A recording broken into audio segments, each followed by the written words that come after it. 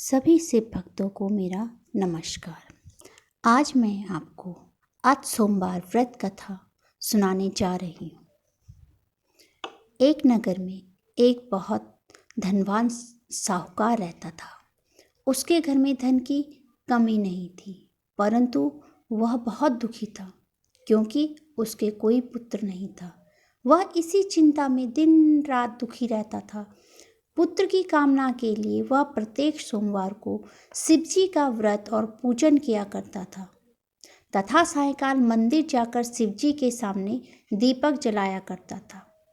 उसके इस भक्तिभाव को देखकर एक समय माता पार्वती ने शिवजी से कहा, महाराज, यह साहूकार आपका अनंतम भक्त है। सदैव आपका व्रत और पूजन बड़ी श्रद्धा से करता है। आपको इसकी मनोकामना अवश्य पूर्ण करनी चाहिए। शिवजी ने कहा, हे पार्वती, यह संसार कर्म क्षेत्र है। किसान खेत में जैसा बीज बोता है वैसे ही फल काटता है। उसी तरह मनुष्य इस संसार में जैसा कर्म करते हैं वैसा ही फल भोगते हैं। माता पार्वती ने अत्यंत आग्रह से कहा, महाराज, जब यह आपका अनंतम भक्त है और अगर इसको किसी प्रकार का दुख है तो उसे आपको अवश्य दूर करना चाहिए। आप तो सदैव अपने भक्तों पर दयालु रहते हैं और उनके दुखों को दूर करते हैं। यदि आप ऐसा नहीं करेंगे तो मनुष्य आपका पूजन तथा व्रत क्यों करेंगे? माता पार्वती का ऐसा आग्रह देख शिवजी कहने लगे, हे पार्वती, इसके कोई पुत्र नहीं है। इसी चिंता में यह अति दुखी रहता है।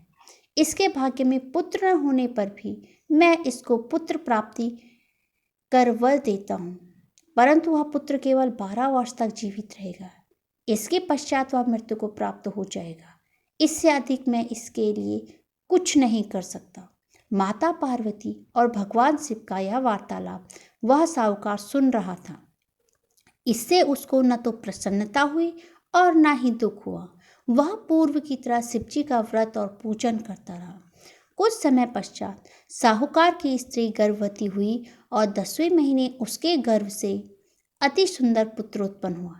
साहूकार के घर में बहुत खुशी मनाई गई, परंतु साहूकार तो यह जानता था कि उसकी केवल 12 वर्ष की आयु है, इसलिए उसने अधिक प्रसन्नता प्रकट नहीं की और ना ही किसी को यह भेद बताया। जब वह बालक 11 वर्ष का हो गया तो बालक की माता ने उसके पिता से उसका विवाह करने के लिए कहा। साहूकार ने कहा, अभी मैं इसका विवाह नहीं करूंगा। मैं अपने पुत्र को काशी पढ़ने के लिए भेजूंगा। साहूकार ने बालक के मामा को बुलाकर उसको बहुत सा धन देकर कहा, तुम इस बालक को काशी पढ़ने के लिए ले जाओ और रास्ते में जिन जिन स्थानों से भी जाओ, यज्ञ करते, ब्राह्मणों को भोजन कराते तथा दक्षिणा देते हुए जाना। दोनों मामा भांजे यज्ञ करते, ब्राह्मणों को भोजन कराते तथा दक्षिणा देते काशी जी की ओर चल पड़े। रास्ते में एक शहर पड़ा। उस शहर में राजा की कन्या का विवाह था, परंतु जो राजकुमार विवाह कराने के लिए आया था वह एक आंख से काना था। उसके पिता राजा को इस बात की बड़ी चिंता थी कि कहीं राजकुमार को देखकर राजकुमारी या उसके माता पिता विवाह में किसी प्रकार की अड़चन पैदा न कर दे। जब उसने सेठ के अति सुंदर लड़के को देखा तो मन में विचार किया कि क्यों न द्वाराचार के समय इस लड़के से वर का काम चलाया जाए। ऐसा मन में विचार कर उस राजकुमार के पिता ने उस लड़के और उसके मामा से बात की। वे राजी हो गए। फिर उस साहूकार के लड़के को वर के कपड़े पहनाकर तथा घोड़ी पर बैठाकर कन्या के द्वार पर ले गए। सभी कार्य प्रसन्नता से पूर्ण हो गए। राजकुमार के पिता ने सोचा कि यदि विवाह भी इसी लड़के से करा लिया जाए तो क्या बुराई है। ऐसा विचार कर लड़के और उसके मामा ने से कहा, यदि आप फेरों और कन्यादान के काम को भी पूरा करा दे तो आपकी बड़ी कृपा होगी। मैं इसके बदले आपको बहुत सारा धन दूंगा। दोनों ने इसे सहर्ष स्वीकार कर लिया। विवाह कार्य बहुत अच्छी तरह से संपन्न हो गया। सेठ का पुत्र जिस समय जाने लगा तो उसने राजकुमारी की चुंदड़ी के पल्ले पर लिख दिया, तुम्हारा विवाह मेरे साथ हुआ है, परंतु जिस राजकुमार के साथ तुम विदा होगी वह एक आंख से काना है। मैं काशी जी पढ़ने जा रहा हूँ। सेठ के लड़के के जाने के पश्चात राजकुमारी ने जब चुंदड़ी पर ऐसा लिखा हुआ पाया तो उसने कान्हे राजकुमार के साथ जाने से मना कर दिया। उसने अपने माता पिता को सारी बात बता दी और कहा कि यह मेरा पति नहीं है, मेरा विवाह इनके साथ नहीं हुआ। जिसके साथ मेरा विवाह हुआ है वह तो काशी पढ़ने गया है। राजकुमारी के माता पिता ने अपनी कन्या को विदा नहीं किया और बारात वापस चली गई। उधर सेठ का लड़का और उसका मामा काशी पहुंच गए। वहां जाकर उन्होंने यज्ञ करना और लड़के ने पढ़ना शुरू कर दिया। जब लड़के की आयु 12 साल की हो गई, उस दिन उन्होंने यज्ञ रचा रखा था। लड़के ने अपने मामा से कहा, मामा जी आज मेरी तबीयत कुछ ठीक नहीं है। मामा ने कहा, अंदर जाकर सो जाओ। लड़का अंदर जाकर सो गया और थोड़ी देर में उसके प्राण निकल गए। जब उसके मामा ने आकर देखा कि उसका भांजा मृत पड़ा है तो उसको बहुत दुख हुआ। उसने सोचा, अगर मैं अभी रोना पीटना मचा दूंगा तो यज्ञ का कार्य अधूरा रह जाएगा। अतः उसने जल्दी से यज्ञ का कार्य समाप्त करवाकर ब्राह्मणों के जाने के बाद रोना पीटना शुरू कर दिया। संयोगवश उसी समय शिव पार्वती उधर से जा रहे थे।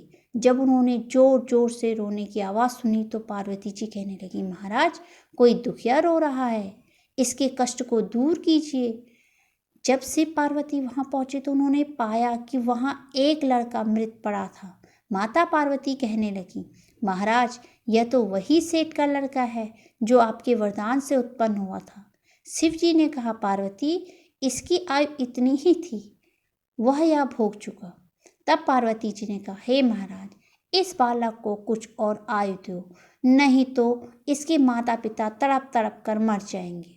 माता पार्वती के बार बार आग्रह करने पर शिवजी ने उसको जीवन का वरदान दिया। शिवजी की कृपा से वह लड़का जीवित हो गया। शिवजी और पार्वती कैलाश चले गए।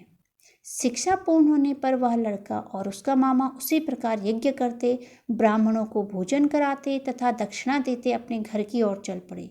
रास्ते में उसी शहर में आए जहाँ उस लड़के का वहाँ की राजकुमारी से विवाह हुआ था। वहाँ आकर उन्होंने यज्ञ आरंभ कर दिया। उस लड़के के ससुर वहाँ के राजा ने उसको पहचान लिया और महल में ले जाकर उसकी बहुत आवभगत की। फिर बहुत से दास दासियों सहित आदरपूर्वक अपनी राजकुमारी और जवाई राजा को विदा किया। जब वे अपने शहर के निकट आए तो मामा ने कहा कि मैं पहले तुम्हारे घर जाकर तुम्हारे माता पिता को खबर कराता हूँ। जब उस लड़के का मामा घर पहुँचा तो उसने देखा कि लड़के के माता पिता घर की छत पर बैठे थे।